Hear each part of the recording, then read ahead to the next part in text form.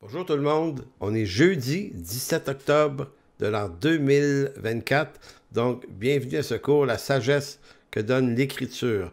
Donc aujourd'hui on est rendu à la séance 6, bienvenue à tous, un merci pour les encouragements également, pour ceux qui partagent, pour ceux qui questionnent, Bref, un gros merci. Donc avant de commencer, je précise que dans certains cas on ajoute une adresse dans les commentaires YouTube là, qui permet à ceux qui voudraient faire un don à l'Église en chemin qui soutient cette émission, donc une adresse postale ici au Québec qui permet de faire des dons, donc en toute liberté, évidemment. Bon, allons-y avec la rétrospective de la semaine dernière. En gros, ce qu'on a vu, c'est la sagesse qu'il nous faut lorsque Dieu, dans sa souveraineté, change les temps et les circonstances. Donc, on prenait l'exemple de Daniel, qui montre dans le chapitre 2 de Daniel que c'est lui-même qui explique ça. Dieu change les temps et les circonstances, et Daniel est en train de vivre cette crise, puisque lui-même, juif de la Judée, est déporté en Babylonie, et arrivé là-bas, on n'a plus de temple, on n'est plus à Jérusalem, on n'a plus les circonstances, l'appareillage et le meublage qui permet de servir Dieu selon certaines règles, certains ordres de la loi. Mais la sagesse de Daniel, c'est d'être capable de persévérer et de servir son Dieu, même à Babylone, sans tout l'appareillage. Ça, c'est intéressant de comprendre que la sagesse, c'est cette espèce de souplesse de celui qui a compris que dans une vie chrétienne pour nous avec un Dieu souverain, eh bien les circonstances, qu'elles soient politiques, économiques ou autres, peuvent changer. Mais nous, on va continuer à marcher avec le Seigneur de toute façon. Donc, c'est ce qu'on appelle avoir la sagesse qui permet de prendre la courbe du changement. Au menu ce soir, deux éléments. D'abord, on va parler du ministère de la réconciliation, inspiré de 2 Corinthiens 5. On a le ministère de la réconciliation de l'homme avec Dieu comme sagesse de Dieu pour notre temps. Donc, en d'autres mots, c'est quoi notre message à nous? Et qu'est-ce que n'est pas notre message? Peut-être que vous m'entendez souvent insister sur les déviations actuelles du christianisme. Je crois qu'il faut les dénoncer et il faut continuer de le dire, mais également, il faut rappeler qu'est-ce qui est le message. Pas juste dire qu'est-ce que n'est pas le message, évidemment. Donc ça, c'est le premier point. Le deuxième point, c'est la sagesse qui nous provient du livre des Proverbes. Donc aujourd'hui, on va commencer à explorer le livre des Proverbes, évidemment, qui est le livre de la sagesse dans l'Écriture le plus utile. Il y a un trésor, il y a une mine de sagesse. Il y a quelquefois il y a des années où j'ai peut-être négligé de lire les Proverbes. Et quand je les relis, les Proverbes, je me dis, ben wow, il y a plein d'instructions là-dedans et qui est extrêmement pratique.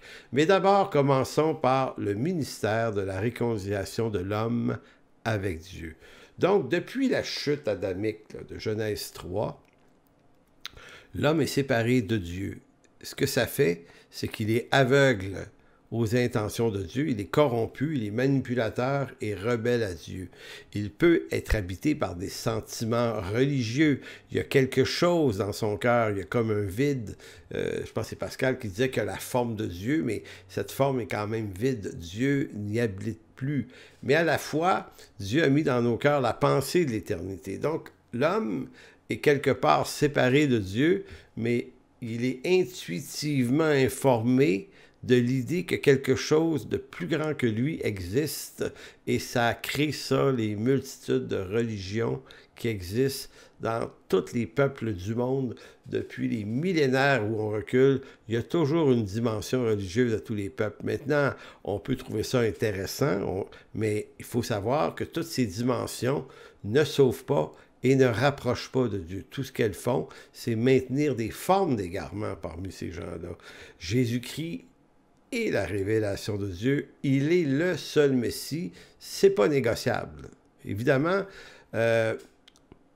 si on s'en tient au fait que nous, le Seigneur nous a donné un ministère de réconciliation, eh bien, c'est là qu'il faut bien comprendre la nature et la qualité et le contenu de ce message, parce que il y a de nombreux chrétiens qui estiment avoir un appel de chasseurs de magouilles politiques et économiques. Hein? Ça pullule là, sur les réseaux sociaux. Donc, autour en train d'exposer ce que le gouvernement canadien ou québécois ou américain ou français, qu'est-ce que l'ONU fait, qu'est-ce que l'UNESCO fait. Et pour avoir joué sur cette patinoire pendant des années, je comprends l'attitude, je comprends la hargne qui anime ceux qui le font. Et je comprends que quand on le fait, on pense que c'est utile.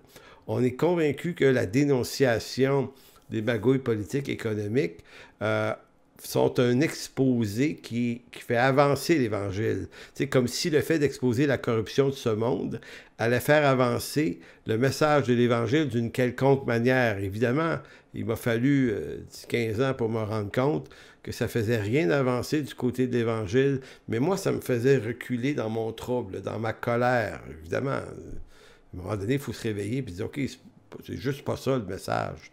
La Nouvelle Alliance, nous sommes l'Église, peuple de la Nouvelle Alliance en Jésus-Christ, et cette alliance n'est pas porteuse d'une sagesse qui nous conduirait à exposer les corruptions de ce monde. On va, nous, exposer celle de l'Église. Ça, c'est le terrain qui nous appartient. Le royaume de Dieu est dans ce monde par l'Église. On doit afficher, on doit gérer les inconduites.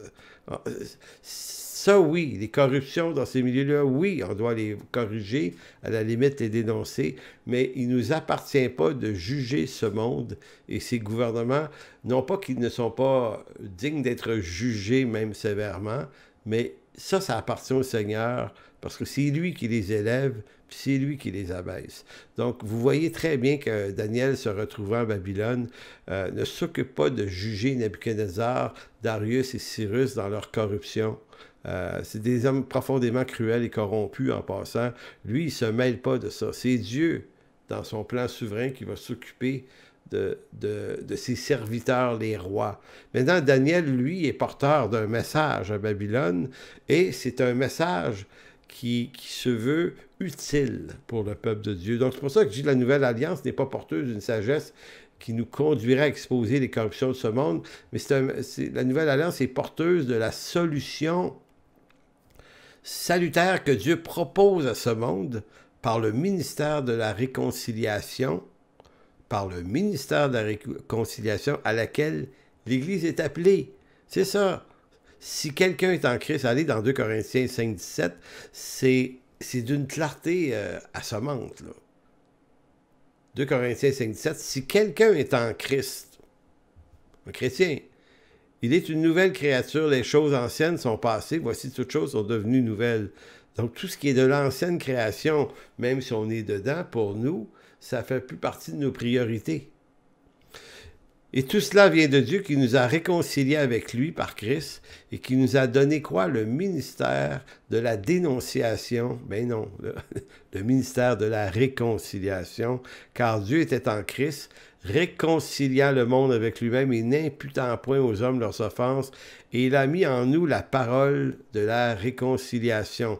Donc, il nous a réconciliés avec lui et il a mis en nous la parole de réconciliation, le message, le narratif, le discours de la réconciliation. Donc, si vous perdez des heures et des heures à fouiller des magouilles politiques, provinciales, nationales, internationales, ben, ce n'est pas le ministère de la réconciliation que vous êtes en train d'affirmer, c'est celui de la dénonciation. Verset 20. Donc, nous faisons donc les fonctions d'ambassadeurs pour Christ. Donc, on est comme étranger en ce monde. On est membre d'un autre État qui est le royaume de Dieu. Mais si on est ici, là, encore vivant, c'est par fonction d'ambassadeur. Donc, on représente le royaume de Dieu dans ce monde pour lui présenter Christ et sa réconciliation.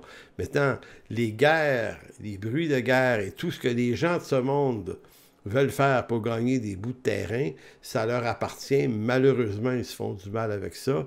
Mais nous, c'est le message de la réconciliation. Pas réconciliation seulement entre les peuples, faire en sorte que les gens ne chicanent plus. Tant mieux si on peut être utile à ça. Mais on veut que les gens soient réconciliés avec Dieu. Parce que même si on réconciliait des peuples en guerre l'un contre l'autre, ça ne les réconcilie pas avec Dieu. Donc, frères et sœurs, comprenons la justesse de notre mission pour ne pas se mettre dans des émotions, qui nous chamboulent à cause des périodes troublantes dans lesquelles on se trouve. C'est comme si Dieu, verset 20, exhortait par nous, nous vous en supplions au nom de Christ, soyez réconciliés avec Dieu. Celui qui n'a point connu le péché, il l'a fait devenir péché pour nous, afin que nous devenions en lui justice de Dieu. Donc, vous voyez l'instance de Paul. C'est une supplication. Nous sommes là pour envoyer une supplication aux gens de ce monde, de dire, vous pouvez être réconciliés avec Dieu. Donc, c'est pour ça que ce texte est en deux temps, au fond. D'une part, on est réconcilié avec Dieu, et d'autre part, Dieu a mis en nous maintenant une parole de réconciliation. Donc, à Dieu seul appartient le pouvoir et le ministère, si on pourrait dire ça de même, d'exercer des jugements sur ce monde.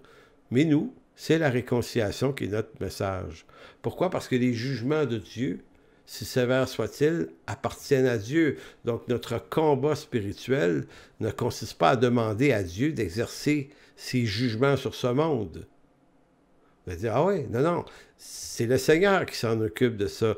Notre combat spirituel consiste à se saisir des armes de Dieu pour protéger nos cœurs des pièges du malin en gardant nos cœurs et nos pensées en Jésus-Christ.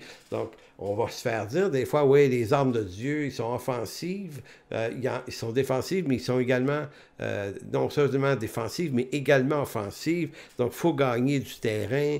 Tout lieu que la plante de tapis va fouler, je vais te le donner. On va saisir ça dans Josué 1, mais vous ne pouvez pas utiliser ça. Si vous le faites, ça montre que vous avez une mauvaise herméneutique et vous ne savez pas interpréter les Écritures. C'est une démarche qui était proposée à Josué pour prendre possession d'Israël, le territoire national de la Judée et de tout le nord d'Israël. Maintenant, c'est un territoire national que le peuple d'Israël avait besoin comme peuple élu de Dieu. Mais dans la nouvelle alliance, nous, on se dirige vers une nouvelle terre et des nouveaux cieux. Les territoires nationaux, ça appartient aux gens de ce monde. Donc nous, là, on ne dit pas à Dieu, juge ce monde, on n'aime pas ce qui se passe en ce moment, change-le. Non, c'est Dieu qui est maître des temps et des circonstances. Fait que si on a un combat spirituel à faire là, contre les entités, contre les méchancetés dans les lieux célestes, Dieu sait qu'il y en a qui vont tenter de nous séduire, c'est tenter de nous amener ailleurs que dans la mission qui nous est donnée. Par toutes sortes d'égarements, par toutes sortes de faux combats, il faut garder le bon combat. C'est le bon combat qui est notre combat à nous. Et Éphésiens 6, quand il nous parle des armes de Dieu, allez le relire comme il faut pour vous rendre compte que la prière n'est pas inclue dans le combat spirituel. Je ne dis pas qu'on ne peut pas prier en passant dans le combat spirituel. Je voulais juste dire que les 6 parties de l'armure sont des armes qui nous rapprochent de l'Écriture, de la parole, de l'Évangile. C'est en d'autres mots, c'est comme si Paul disait... Votre meilleure arme, c'est de vous garder dans l'Écriture, c'est de vous garder dans la parole, parce que le malin, lui, ce qu'il veut vous enlever, c'est ce contenu, c'est cette connaissance, c'est cette sagesse pour vous faire aller selon vos propres cœurs à penser que votre colère vaut la peine d'être entendue. C'est pour ça que l'apôtre Paul parle beaucoup de ça. Je lis souvent ce texte-là, Philippiens 2,14 à 16, qui va dire « Faites toutes choses sans murmure ni hésitation, afin que vous soyez irréprochables et purs, des enfants de Dieu, irrépréhensibles au milieu d'une génération perverse et corrompue, parmi lesquels vous brillez comme des flambeaux dans le monde. » Donc, il ne nous dit pas de conquérir ce monde ou de changer, faire en sorte que cette génération perverse et corrompue par les pièges du malin ne le soit plus du tout. Non, c'est que nous, on est porteurs d'un message, le message de la réconciliation, et on doit faire briller ce message comme des flambeaux dans le monde, portant la parole de vie.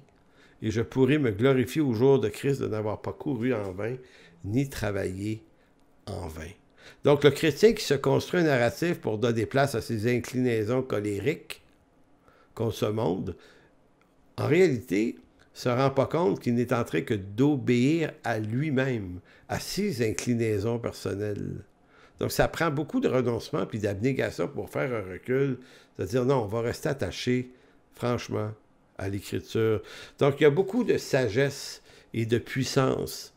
Il faut beaucoup plus de sagesse et de puissance pour retenir son intensité, sa colère et ses frustrations qu'il n'en faut pour la laisser s'exprimer. Donc le sage, lui, il se reconnaît par la retenue.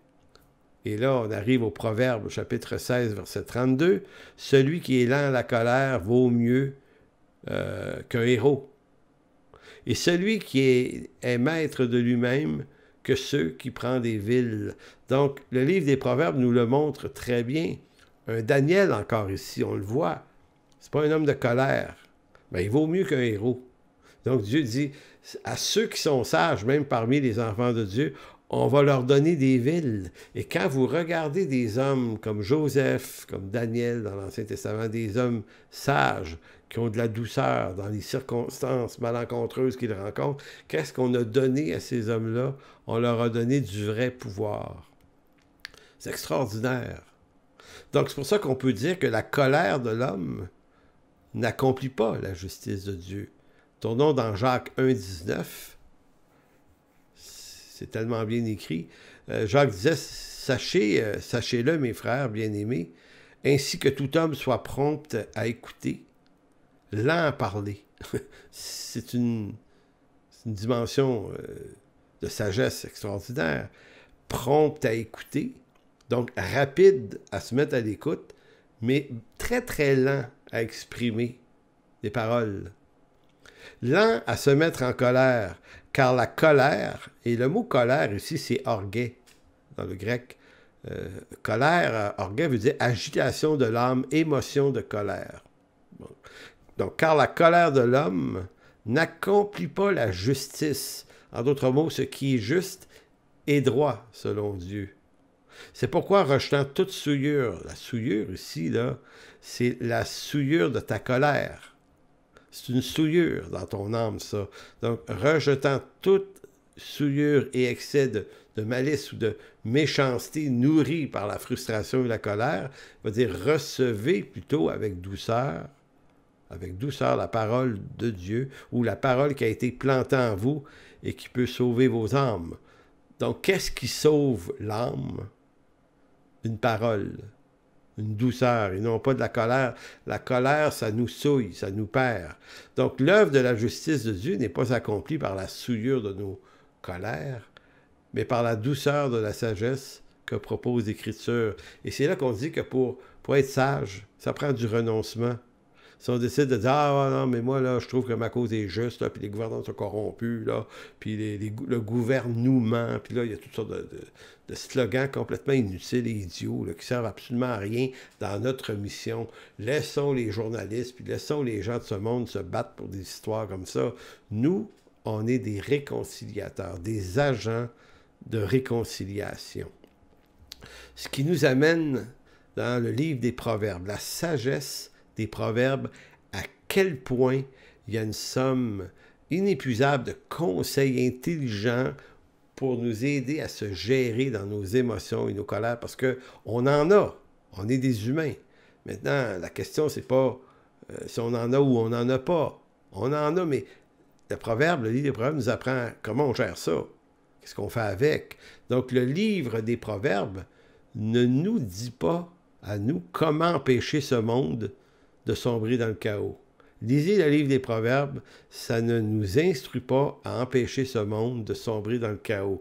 Ce livre des Proverbes ne nous dit pas non plus comment empêcher un insensé de se conduire en insensé.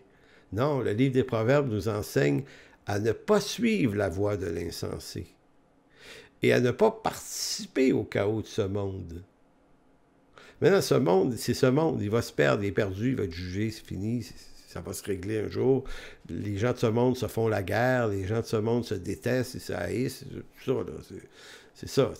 Quand il y en a qui pensent à un grand gouvernement mondial avec une paix mondiale, vous êtes une naïveté incroyable de penser à un truc comme ça. Vous avez une misère à vous entretenir, à vous entendre avec votre voisin. Vous avez peut-être même de la misère à vous entretenir avec des gens de votre propre Église. Imaginez essayer de faire une paix mondialisée. C'est comme... Non. Donc, ce monde est chaotique et va le rester jusqu'au retour du Seigneur. Il y aura bien des tentatives de gouvernance mondiale. Il y en aura, mais ça va à peu près toujours échouer. Et toutes les expériences jusqu'à maintenant, en ont été une démonstration. Donc, le livre des Proverbes, en général, nous propose au début, au chapitre 1, les chapitres 1, versets 1 à 4, nous donnent 5 objectifs. Je ne sais pas si c'est des objectifs ou si je ne devrais pas plutôt appeler ça des valeurs, mais il y a comme 5 volets, 5 valeurs, 5 objectifs entre les versets 1 à 4. Écoutez bien, Proverbe 1, versets 1 à 4. Proverbe de Salomon, fils de David, roi d'Israël, pour connaître la sagesse et l'instruction, pour comprendre les paroles de l'intelligence, pour recevoir des leçons de bon sens, de justice, d'équité, de droiture, pour donner aux simples du discernement et aux jeunes hommes de la connaissance et de la réflexion. Donc, vous voyez, il y a 5 valeurs ou 5 objectifs. Le premier, je le répète, le livre des Proverbes est utile pour le jeune homme, pour la jeune fille, pour le vieillard, en fait, pour tout le monde, mais originairement, c'était une instruction destinée pour les jeunes. Donc, dès leur jeunesse, on les exposait à des concepts, à des principes comme ça, pour leur donner une boîte à outils de sagesse dans leur âme pour comment prendre des bonnes décisions. Donc, on disait, c'est utile pour connaître la sagesse.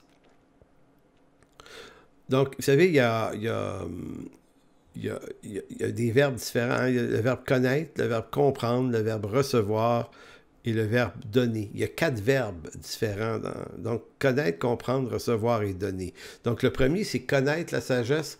Le deuxième, c'est comprendre les paroles de l'intelligence. Ici, on n'est pas en train de parler d'accumuler des savoirs seulement. Là. Comprendre, mais comprendre avec l'intelligence des choses. 3, c'est recevoir des leçons de bon sens. Il y a une génération où le bon sens a sacré le camp, là.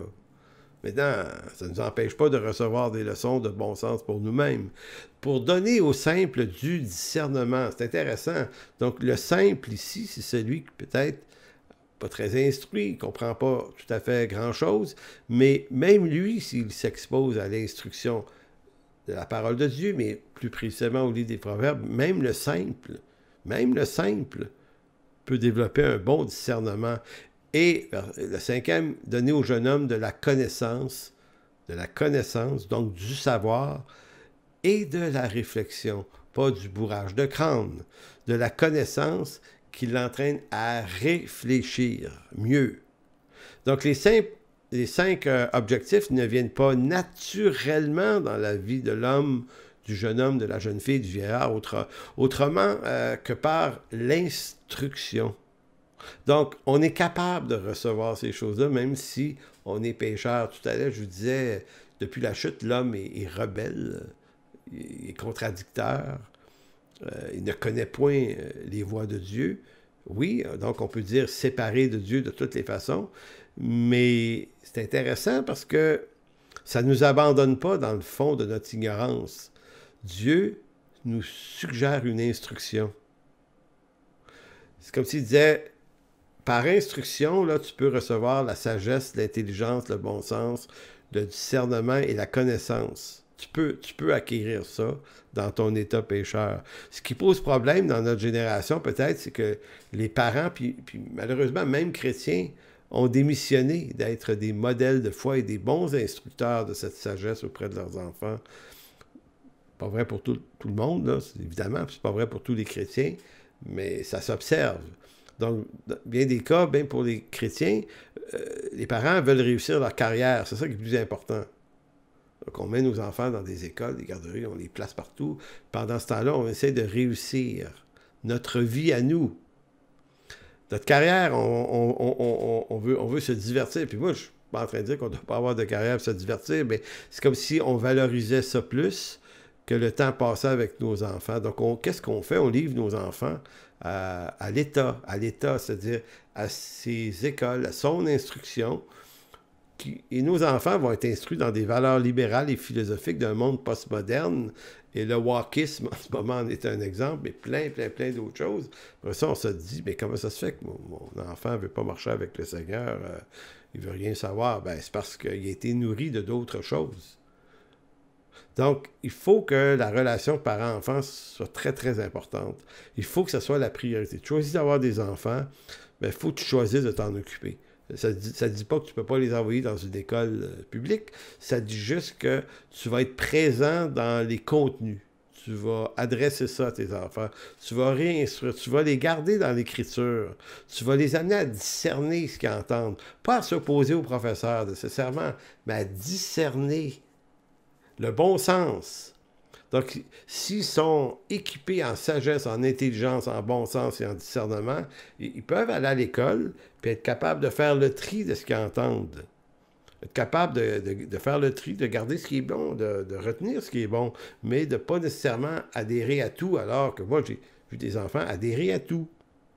Puis les parents sont un peu mal pris avec ça. Donc, c'est pour ça qu'on dit que malgré la chute adamique, l'homme peut acquérir de la sagesse, de l'intelligence et du discernement. L'enfant le peut aussi. Cependant, celui qui refuse ou qui néglige de soumettre son entendement à l'instruction de l'Écriture, puis il y a beaucoup de chrétiens qui font ça. Pas besoin d'église. Ils tiennent pas... donc, ils consomment de la culture de ce monde.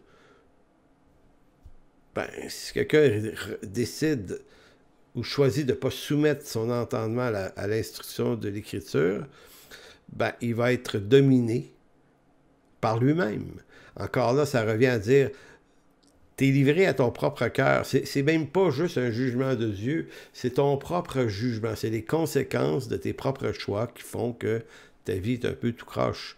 C'est pour ça que moi, j'encourage les chrétiens à dire, joignez-vous à une bonne église. Pas juste à une église, à une bonne église qui donne un bon enseignement, parce que c'est ça qui reconstruit notre entendement et qui nous permet d'avoir un discernement qui est dans l'équilibre de la volonté de Dieu et non pas dans l'équilibre d'une sagesse mondaine. Donc, deux textes ici, Proverbe 5, 22. Le méchant est pris dans ses propres iniquités. Tu sais, croyant ou pas, là. Tu sais, c'est pas en train de dire que l'insensé, là, c'est pas quelqu'un de pas sauvé et le sage, c'est quelqu'un de chrétien. Non, non. Ça traverse les frontières d'être croyant ou incroyant. Non, le méchant est pris dans ses propres iniquités, il est saisi par les liens de son péché, il mourra faute d'instruction, il chancellera par l'excès de sa folie. Ici, là, il mourra faute d'instruction, il y en a qui vont dire « Ah, c'est encore le salut ». C'est pas du salut dont il est question. Ici, c'est que celui qui se livre à lui-même et qui ne se discipline pas pour recevoir cette sagesse de Dieu, quand il va mourir sans avoir été instruit.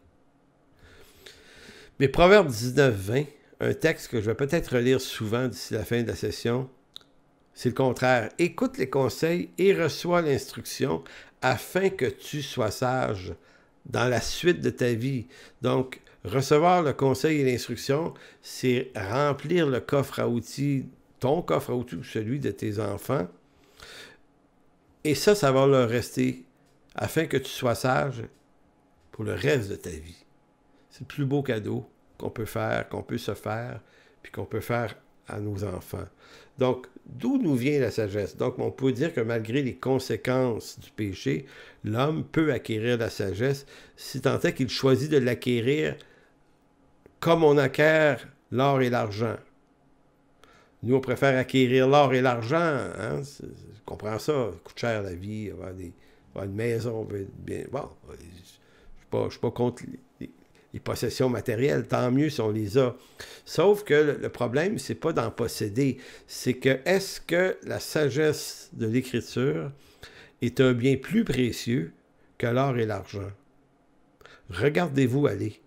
Tu sais, je vais vous dire une chose, comme je le dis souvent, si pour vous, soutenir l'œuvre de Dieu financièrement, c'est pas important, ben vous êtes en train de dire qui est votre Dieu, malgré toutes les raisons que vous pouvez vous trouver pour justifier ça.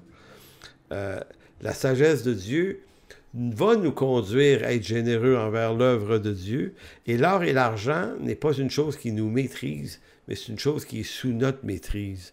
Donc, Proverbe 8, 10 et 11 va dire « Préférez mes instructions à l'argent et la science à l'or, le plus précieux, car la sagesse vaut mieux que les perles. Elle a plus de valeur que tous les objets de prix. » C'est incroyable ce que dit ce verset-là. C'est époustouflant.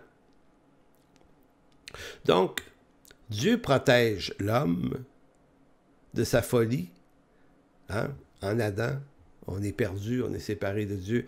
Mais Dieu, dans sa grâce commune, nous donne des moyens de grâce qui nous permettent d'acquérir la sagesse. J'en nomme 3 ici, il y en a peut-être plus que 3, mais j'en nomme 3 qui sont évidents dans l'Écriture. Comment Dieu nous permet d'éviter nos propres folies, bien qu'on les évitera jamais complètement dans ce corps de mort, mais néanmoins, on peut quand même développer une sagesse puis une intelligence sur ces choses. Il y a 3 choses importantes. La première, Dieu nous donne sa loi, la loi de Dieu. Que vous la lisiez dans le Pentateuque, de toute façon, si vous ne la lisez pas là, elle est inscrite au cœur même de l'homme, nous dit Paul dans Romains chapitre 2. Hein? Dieu a mis dans l'homme sa loi, de toute façon. Donc, même les incroyants savent que tuer, mentir, c'est pas beau.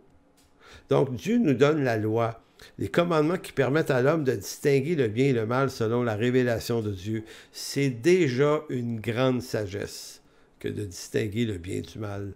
Deuxième chose que Dieu donne à l'homme, pour ne pas se perdre complètement et être sage, il lui donne une conscience. La conscience de l'homme lui fait ressentir les effets du mal en son cœur et l'attire vers la repentance au besoin.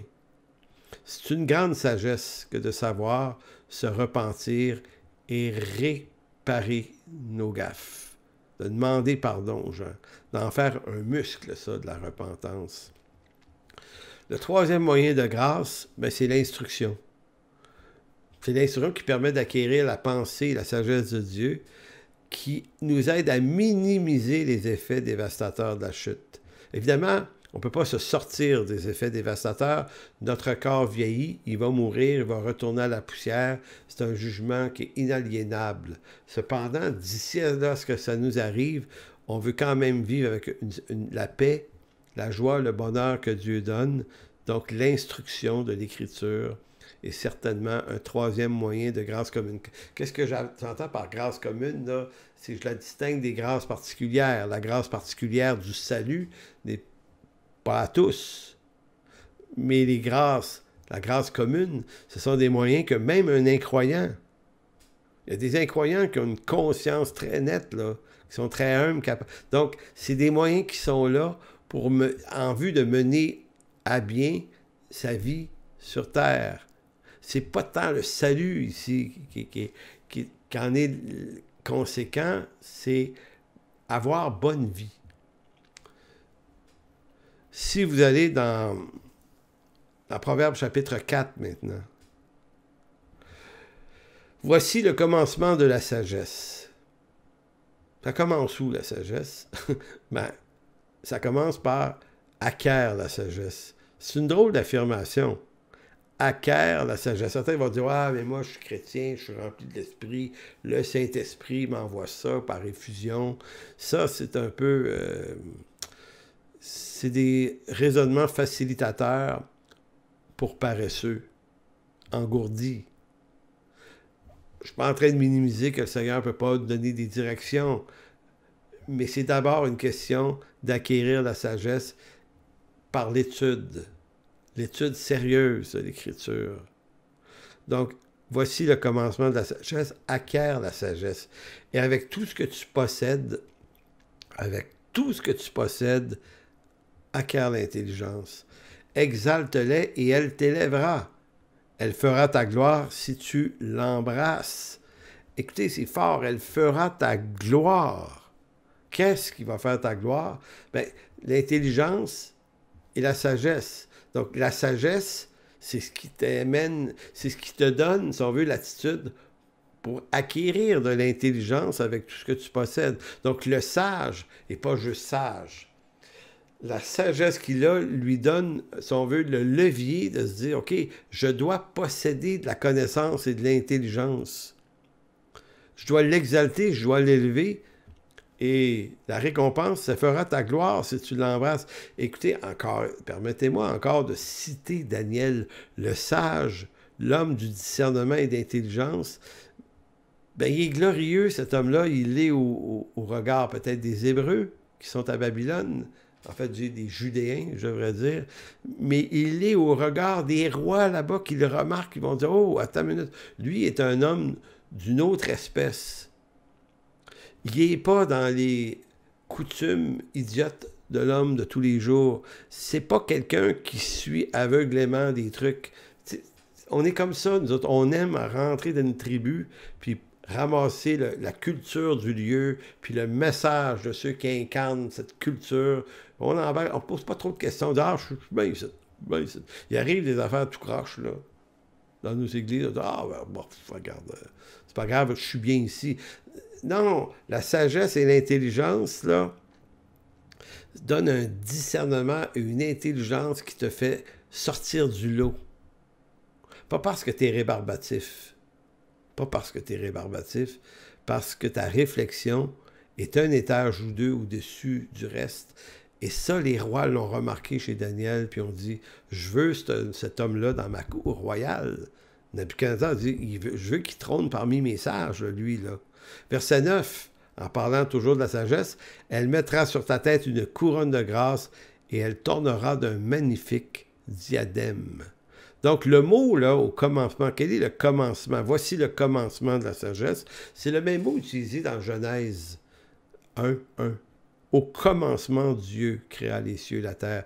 Le mot commencement, le réchit, c'est exactement ce mot-là ici. Donc, il y a eu un commencement à l'homme, à la terre et à la création. Le même mot est utilisé pour dire il y a un commencement également pour la sagesse. Donc, le commencement de la sagesse n'est pas le fruit d'une sagesse qui serait déjà présente dans le cœur de l'homme, nous dit ce texte. La sagesse vient par acquisition. Elle est le fruit de la recherche de celui qui la recherche de tout son cœur, qui la recherche plus qu'on recherche l'or. Mais où est-ce qu'on peut la trouver? Où est-ce qu'on peut la trouver s'il faut la chercher? Quel moyen nous donne le livre des Proverbes pour la trouver? Bien, il y en a plusieurs, mais je vous en lis deux qui sont assez frappants. Proverbe 13:20 nous dit « Celui qui fréquente les sages devient sage, mais celui qui se plaît avec les insensés s'en trouve mal. » Ici, ça nous met devant une responsabilité de s'éloigner de certaines personnes. C'est des bons amis, on les aime bien, mais l'influence qu'ils ont sur nos vies ne nous fait pas avancer. Ça nous fait faire du surplace ou ça nous fait reculer, ou ces gens-là nous amènent dans leurs affaires à eux, dans leur culture, dans leurs trucs. Et à un moment donné, le proverbe dit, si tu veux être sage, identifie les sages. Identifie les sages, puis colle-toi à eux. Dans ton église, il y a probablement des personnes sages. Colle-toi à eux. Colle-toi à eux. Tu deviens sage par mimétisme, par bon mimétisme. Le deuxième texte, Proverbe 19:20. Écoute les conseils et reçois l'instruction afin que tu sois sage dans le reste de ta vie. J'ai lu ce texte-là tout à l'heure, mais c'est également un conseil sur où est-ce qu'on trouve la sagesse. On la trouve dans l'instruction. S'exposer à de l'instruction. C'est pour ça que j'encourage souvent les gens à s'inscrire dans des cours de théologie dans différentes facultés, des bons cours de théologie, s'exposer à de l'instruction biblique sur toutes sortes de sujets afin que tu sois sage dans le reste de ta vie. Sinon, tu t'exposes à des prédications et dans des enseignements qui sont toujours des pep talks de puissance, de prophétie, de guérison, de débloquer ce qui bloque en toi. Donc, on est en train de nous vendre, de nous passer un faux message en ce moment. Ça pullule sur les réseaux sociaux comme si là, vos problèmes relèvent de blocage. On est quasiment dans de la psychologie, trempé dans des versets bibliques. On va essayer de faire sortir quelque chose. Donc, tu as des blocages et nous, on a les clés.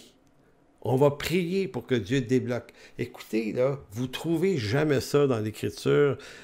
Imaginez l'apôtre Paul, Pierre, Jean, dans leurs lettres, dire un truc comme ça. Ils sont même jamais proches de s'approcher de ce genre de discours-là. Ma question, pourquoi? Pourquoi on écoute une quantité extraordinaire de prédicateurs et dans bien des cas de faux prophètes qui nous lancent des trucs comme ça? Hein? Un peu pour nous rassurer, on vit des temps troublants, on va essayer de... écoutez, là, Moi, je suis un adepte de revenir à l'Église ordinaire et normale. On dirait qu'on veut s'inventer toutes sortes de trucs, de nouveautés, nouvelles sortes d'églises, nouvelles approches. C'est comme si on n'est pas capable, on est devenu intolérant à la vraie chose qui est l'Église normale de Jésus-Christ, qui est le peuple de Dieu qui se rassemble pour louer, écouter la parole, élever des actions de grâce, communion fraternelle, prière ensemble. C'est au fond, c'était acte 2 que faisaient les premiers chrétiens. Donc, une des particularités du sage est qu'il ne fait pas de surplace. C'est-à-dire qu'un sage, c'est quelqu'un qui ne tourne pas en rond en ce qui concerne les acquis de sa connaissance. Le sage, lui, cherche plus, cherche mieux, veut augmenter son savoir. Proverbe 16 nous dit « Celui qui est sage de cœur est appelé intelligent, et la douceur des lèvres augmente le savoir. » Donc, croissance. La douceur des lèvres augmente le savoir. Et la sagesse est une source de vie pour celui qui la possède. Et le châtiment des insensés, c'est leur folie. En d'autres mots, c'est comme s'il disait, l'insensé se châtie lui-même en restant coincé dans sa folie. Verset 23, « Celui qui est sage de cœur manifeste la sagesse de sa bouche, et l'accroissement de son savoir paraît sur ses lèvres. » Moi, je suis toujours frappé par des gens, des enseignants, des fois, qui sont sauvés depuis 20, 25, 30 ans et n'ont pas évolué dans la qualité de leur théologie. Comme si les premiers acquis du début ont été renforcés beaucoup, mais n'ont jamais été réfléchis à nouveau, parce qu'il faut savoir que les premiers fondements qu'on a quand on est jeune, là, on est dans la plasticité, là, on acquiert des choses, on croit plein de choses, puis on décolle avec ça, puis, mais là, on fait du surplace, on reste dans ça. Le sage reçoit l'instruction, il va plus loin. C'est un fait d'autant plus important en théologie biblique où il faut apprendre à mieux comprendre les choses que l'on croyait déjà savoir. Et quelquefois, mieux savoir implique de repenser les choses, voire renoncer à des croyances qui nous paraissaient justes, mais qui ne l'étaient pas nécessairement. On voit ça dans plusieurs sujets. La sotériologie, la doctrine du salut, là, il faut évoluer, là. Ah, vous savez, pour prendre cet exemple-là, où quand on est jeune croyant, on lit des textes, on comprend pas très bien, puis là, on conclut que, il semble que le salut se perd à cause de certains textes. Maintenant, ça fait 25 ans, 30 ans, vous êtes sauvés, vous êtes encore là, mais vous avez fait du surplace, parce que l'étude de l'Écriture, une meilleure compréhension, va vous amener à voir les choses dans une perspective beaucoup plus profonde et riche, et comprendre que la justice de Dieu, c'est l'octroyer par une grâce non méritée, ne peut pas être déméritée.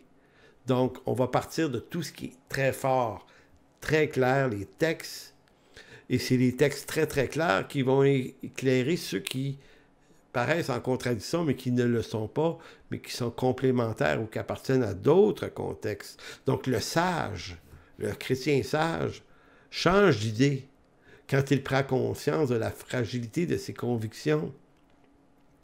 Le sage explore les possibilités. En d'autres mots, il regarde les autres options, même celles avec lesquelles il n'est pas d'accord. Il dit hey, « je vais aller voir ça ». Il ne va pas les voir pour les contredire, pour dire « je vais aller voir un peu, puis je vais dire que je ne suis pas d'accord ». Non, non, c'est pas sage. Non, le sage explore comme il faut. Il dit « OK, si des chrétiens pensent différemment sur cette question-là, ça doit bien se trouver dans l'Écriture. Est-ce que ça se trouve dans l'Écriture ou est-ce que ça se trouve en marge de l'Écriture? » Et souvent, c'est là qu'on se rend compte qu'il y a beaucoup de croyances qui sont infusées dans l'Église, qui ne viennent pas de l'Écriture, mais qui viennent de la marge, c'est-à-dire à côté de l'Écriture. Quand je vous parlais tout à l'heure qu'il faut vous débloquer ou il faut vous donner des clés, il faut donner des clés pour la réussite, des clés pour le succès, des clés pour ceci. Et quand on va dans une église où tous les messages sont anthropocentriques, centrés sur l'homme et ses besoins, alors que dans l'Écriture, La prédication devrait être centrée sur Christ. Je ne vous dis pas que les besoins des gens ne peuvent pas être rencontrés par l'Église, mais si c'est ça qui est surtout donné, donc on veut toujours vous donner quelque chose qui va vous bénir, qui va vous faire plaisir, des bénédictions, des richesses, on veut vous promettre des délivrances, on est toujours en train de comment vous dire, vous flatter, là, pour garder le suspense, pour vous garder présent. En réalité, on est en train d'aller à contre-courant de ce que l'Écriture propose. Ça doit être centré sur le Christ. Centré sur le Christ, connaître Dieu, sa parole. Et ça va répondre vraiment à nos besoins. Maintenant, si on veut rester coincé dans la marge et croire... regardez, je vais faire une vidéo prochainement sur l'Halloween, parce que beaucoup de croyants croient quelque chose sur l'Halloween. Moi, je comprends qu'on choisisse de ne pas fêter la fête de l'Halloween. Moi-même, je ne fête pas ça, là. Mais sauf que je ne crois pas que le soir de l'Halloween, il se libère des forces démoniaques additionnelles et non habituelles. C'est un mythe, ça n'existe pas dans l'Écriture, des trucs comme ça. Mais ça existe dans la tête de bien des chrétiens. Maintenant, où est-ce qu'ils ont pris ça? Ben, ils prennent ça dans des mythes savamment partagés par des prédicateurs qui adhèrent à ça. Mais c'est faux! C'est juste faux. Donc, sola scriptura chez les protestants comme nous, là, ça signifie on ne sort pas de l'Écriture et on n'ajoute rien. On reste dans l'Écriture. Ce que l'Écriture affirme pas nettement, ben on le rejette. Donc, l'insensé ne discerne pas la vérité du mensonge. C'est son problème. Il ne discerne pas la vérité du mensonge dans l'instruction qu'il entend. L'insensé est un insensé parce qu'il croit savoir tout ce qu'il y a à savoir, alors que le sage, lui, sait qu'il peut se tromper. Il sait qu'il peut être trompé. Il sait qu'il peut tromper ou être trompé par ses préférences en matière de croyances théologiques. Donc, la théologie devrait nous conduire à cette discipline de ne jamais prendre pour acquis que nos postures sont justes à coup sûr. En refusant d'exposer ceci à l'examen ou redexamen de l'Écriture. Donc, pour grandir dans la foi, il faut se laisser ébranler dans nos traditions, dans nos certitudes. C'est ainsi que le sage acquiert plus de sagesse et de savoir. Donc, le chrétien qui refuse de se remettre en question ou de remettre en question ses croyances, ses traditions sur une foule de sujets qui appartiennent à la culture de son milieu chrétien, ben, ne va pas beaucoup grandir dans la foi et risque même de tomber dans l'autre côté, qui est à dire de développer un esprit obtus et dogmatique pour défendre ce qu'il croit à tout prix, sans se rendre compte que les fondements de ce qu'il croit sont peut-être aussi fragiles que sa propre personne. Donc, allons-y maintenant. Qu'est-ce que la sagesse selon le dictionnaire Larousse? Et là, je ne suis pas en train de dire que c'est le dictionnaire qui doit nous dire ce que ça veut dire, parce qu'on va voir les définitions bibliques après. Mais dans le Larousse, on dit que la sagesse est la qualité de celui qui fait preuve d'un jugement droit, sûr et averti dans ses décisions et ses actions. Quand même pas mal. C'est vraiment bien. Dans l'Ancien Testament, le mot chokmak, adresse, pour sagesse, dit adresse, prudence, sagacité. Qu'est-ce que de la sagacité? C'est la finesse et vivacité d'esprit. Une personne qui a de la sagacité est, selon l'Ancien Testament, une personne sage. Donc, une personne qui a de la sagacité, c'est une personne qui a de la finesse. C'est pas grossier. Finesse et vivacité d'esprit. Je trouve ça bien intéressant comme définition.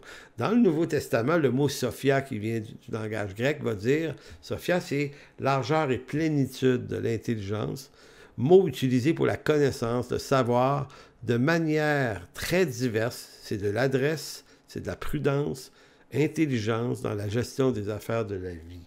Donc, c'est ça, la sagesse dans le Nouveau Testament. Maintenant, il y a d'autres mots, là. Ce pas les seuls mots, mais c'est les mots les plus utilisés.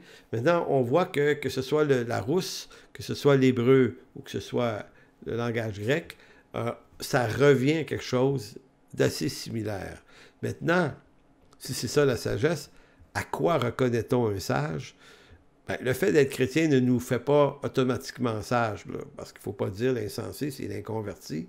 Moi, je suis chrétien, je suis automatiquement sage. Donc, le sage, c'est quelqu'un qui n'adhère pas aveuglement à tout ce qu'on lui dit et qui sait décerner ce qui est juste selon l'Écriture et qui relève plutôt. Donc, là c'est délicat ce que je vais vous dire là. Il y a ce que dit l'Écriture. Fait que tout le monde, les pasteurs, les églises, on se dit tous qu'on enseigne l'Écriture. Il n'y a pas un imbécile qui dirait « Non, non, nous, on enseigne l'Écriture, mais d'autres choses aussi. » Non, non, on enseigne tous l'Écriture. Mais ce qu'il faut être capable de se rendre compte dans notre propre Église, comme pasteur, commencer soi-même, là, pas juste les membres de l'Église, c'est d'être capable de se demander si ce que j'entends là, dans l'enseignement de l'Église, est-ce que ça relève de la culture des lieux? Tu sais, la culture qui devient un sujet en marge de l'Écriture, mais qui apparaît comme biblique, ou c'est vraiment l'Écriture? Voyez-vous? Donc, une personne sage, c'est une personne qui se pose un peu plus de questions. C'est pas quelqu'un qui est agaçant puis qui est toujours en train de mettre de la contradiction partout. Ça, c'est un autre problème. On parle de la sagesse. La sagesse exprime les choses avec prudence et douceur. C'est pas du savoir académique, la sagesse. C'est de la prudence dans l'utilisation, l'agilité qu'on fait d'un savoir académique. Quelqu'un qui est juste dans la contradiction, ben moi, pas d'accord, pas d'accord, pas d'accord, pas d'accord sur quoi? Des fois, tu essaies de les faire parler et le raisonnement de son avis est plus faible encore. Non, non, ici, on parle de sagesse, quelqu'un qui réfléchit comme il faut. Donc, il y a 3 textes intéressants qui décrivent le sage. Proverbe 29, 11, « L'insensé met en dehors toute sa folie ou sa passion. Le sage la contient. » Donc, le sage, c'est pas quelqu'un qui n'est pas habité par quelques passions ou quelques folies, c'est quelqu'un qui est capable de la retenir. Proverbe 14, 16, « Le sage a de la retenue. » Yaré, retenu dans l'hébreu, se dit de celui qui craint de s'avancer trop rapidement, de donner son avis trop rapidement sans y avoir réfléchi. Donc le sage a de la retenue et se détourne du mal, mais l'insensé est arrogant. Arrogant, abar. En hébreu, se dit de celui qui fonce sans se poser de questions, sans réfléchir. Donc si on relit le texte, le sage a de la retenue et se détourne du mal, mais l'insensé est arrogant et plein de sécurité, de fausse sécurité dans le fond. Proverbe 9, 8 et 9. « Ne reprends pas le moqueur de crainte qu'il ne te haïsse. Non, je relis ça. Ne reprends pas le moqueur de crainte qu'il te haïsse, parce que c'est la nature même du moqueur et de l'insensé. Il n'y a pas l'intelligence de voir la vérité dans ce que tu es en train de lui dire. Il préfère te détester, c'est beaucoup plus simple. Ça continue en disant, mais reprends le sage et il t'aimera. Donne au sage, il deviendra plus sage. Instruis le juste, il augmentera son savoir. Donc, si on faisait la synthèse de ces 3 textes-là, on comprendrait que le sage, là, on le reconnaît par sa capacité de retenir sa folie. Donc, quelqu'un, quel qu'il soit, qui éclate trop facilement, même chez des prédicateurs qui éclatent, qui sont toujours dans l'agitation, c'est pas de la sagesse, puis c'est pas de l'onction. C'est de la folie. Parce que le sage est capable de retenir sa folie, il y a de la retenue. Ce fait est intéressant, car cela veut dire que le sage n'est pas nécessairement sans folie, mais il sait comment retenir sa folie. L'autre point, c'est que le sage ne craint pas d'être repris.